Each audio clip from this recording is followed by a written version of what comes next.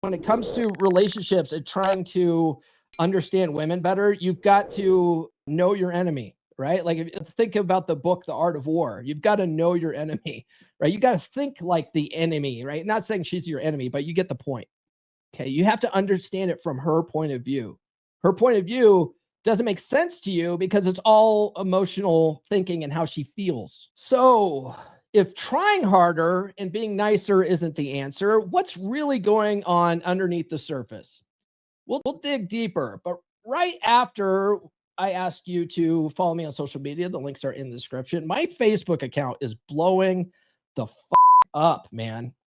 And I realized that me posting duets is getting a lot of interaction. So I'm just like doubling down on that. And I've gone from 57,000 followers, which I was stuck at for a year, to over 70,000 followers in like a week, a little over a week.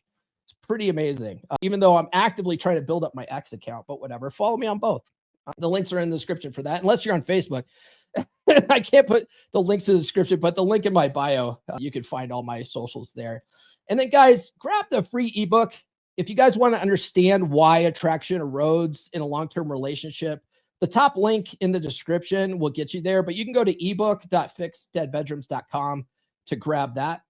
And then when you're ready, grab the full book, which is Get Her to Fuck You Again, right? Get Her to Fuck You Again. It's my bestseller for dead bedroom situations and trying to repair and restore a broken relationship, if that's what you want to do.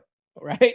But I guarantee if you don't work on this stuff now in your current relationship as it's going under, you're going to have the same problems in your next relationships. You have to work on it eventually. And what usually happens is men don't tend to work on this stuff until they go through the divorce grinder. And then they only do just enough to get to their next relationship. And then they stop working on the stuff. Like, you got to understand that this is a never ending process. The work never stops. Okay. That's how you fall back into complacency.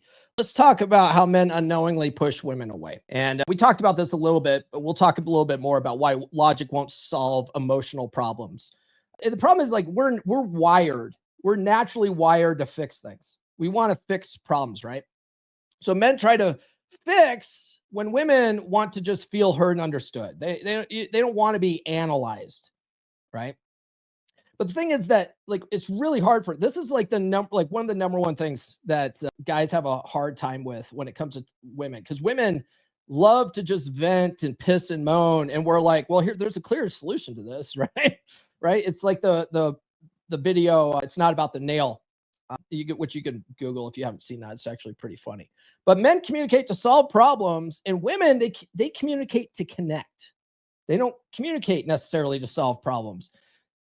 We're speaking totally different languages. This is why communication often doesn't work. Communication alone won't help you fix your dead bedroom situation, bro. It just won't. Right? Talking it out doesn't work because you're speaking two different languages. Okay. And if you guys, let's say you don't save your marriage and you end up back on the dating circuit, and you're more geared towards my Wednesday breakup videos, and you're back on the dating circuit, you've got to understand that over investing early on can actually kill attraction too. Like, this was one of the big things that I realized when I had my epiphany to when I got red pilled, when I was like, something I'm doing is wrong. I need to figure this out. I have to study this stuff, right? What I found was I was being overly available. I was texting too much. I was coming across as weak and needy. I was the guy that was always pushing for a relationship. I'll tell you what, pushing for a relationship has to be her job. It has to be her job in the dating scene, or it's going to feel unnatural to her. If you're constantly the one trying to lock her down, it's just gonna be weird. I did a whole Book of Puck series where I went through the whole entire Book of Puck. You can check that out in my playlists on YouTube.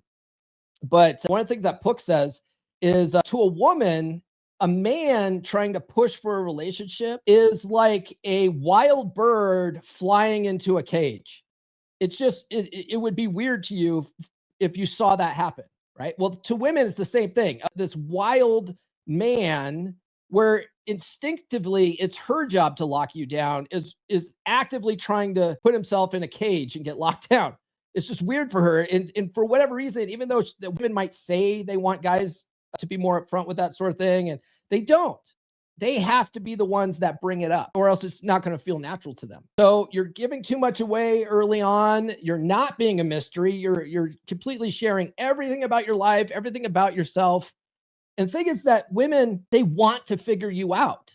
They want to live in a love story. And if you ever read the formula for a romantic novel, if you go to a publishing house where they actually print these trashy, sleazy sex novels that chicks buy, they have a blueprint. You can buy a whole entire formula to write your own love novel. Women want to experience that. That's why they're so addicted to this stuff.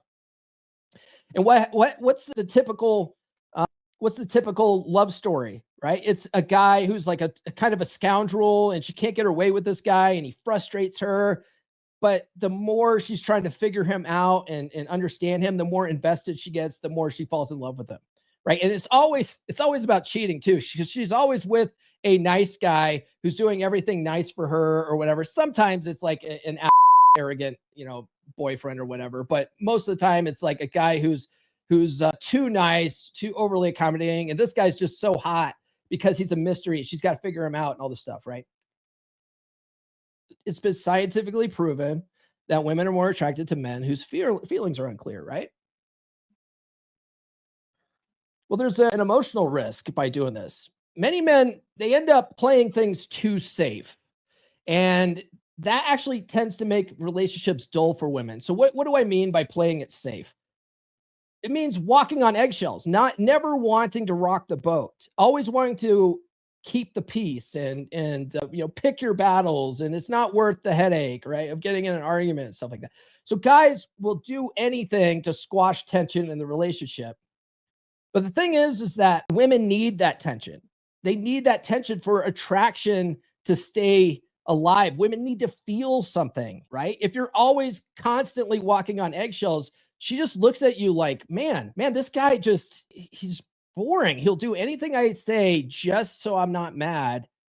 I can manipulate him. I can walk all over him, do whatever I want. And then she doesn't respect you, and attraction just fades away. And then there's also a provider trap versus more of an adventurous bad boy type, right? And it's not about money.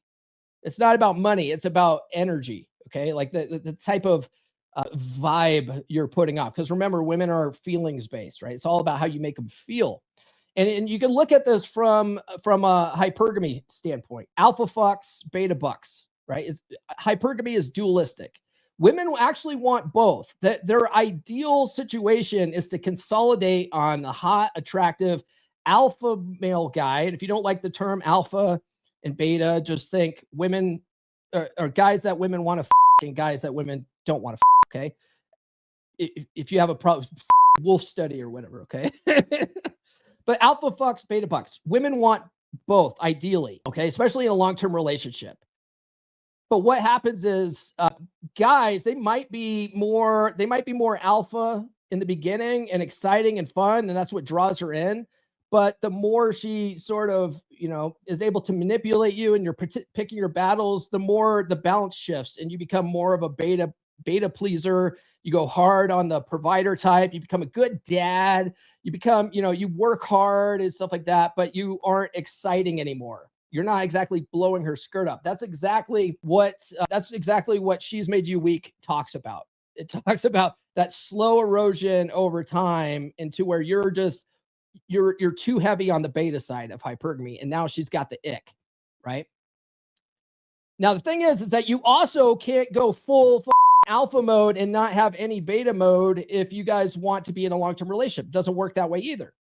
Okay. The thing is that women, if they're missing something in a relationship, and oftentimes it's, sometimes they'll just settle with a beta guy, right? This is what happens with chicks in their 30s, right? They've been riding the carousel all through their 20s, through their party phase. And now they're like, oh God, my eggs are going to dry up and I'm not getting any younger. I better, find a guy who's safe and secure, right? I've had my fun. It's time to settle down. And so they find a more beta provider guy. And so they'll do that. And they think, this is what I want. This is the stability I want. This, he's providing for me. It's a good lifestyle. but goddamn, he's just not attractive. He's just not making my wet, right? And so then you end up in a starfish sex environment.